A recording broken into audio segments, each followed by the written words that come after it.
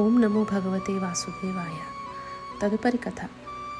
యాదవులు ప్రతిష్టాత్మక వంశంలో పృథ ఒక యాదవ నాయకుడు శూరసేన కుమార్తె మరియు తన సంతానలేమి ఉన్న మామ కంతి భోజ చేత దత్తత తీసుకున్నది.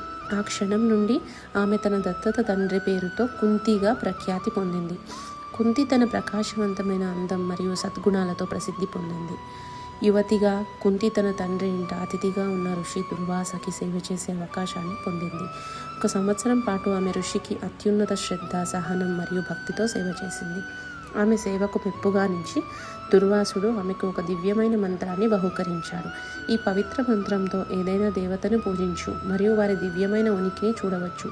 వారు నీకు ఒక కుమారుడిని ప్రసాదిస్తారు. వారు స్వయం మహిమాన్వితంగా వారి ఆకాశీయ శక్తికి ప్రతిబింబంగా ఉంటాడు.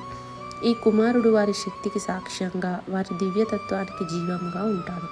ఋషి దుర్వాస తన యోగిక దూరదర్శనంతో కుంతి భర్తకి భవిష్యత్తులో కలిగే దురదృష్టాన్ని తెలుసుకొని ఆమెకు ఈ వరాన్ని ఇచ్చాడు.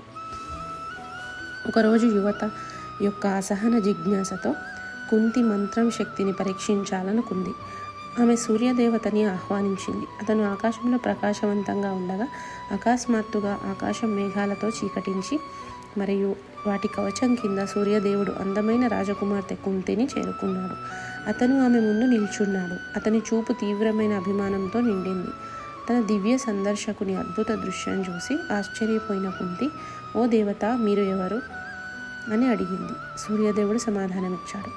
ప్రియమైన యువతి, నేను సూర్యుడు. మీ మంత్రానికి సమాధానమిచ్చి మీకు కుమారుడిని ప్రసాదించడానికి వచ్చాను.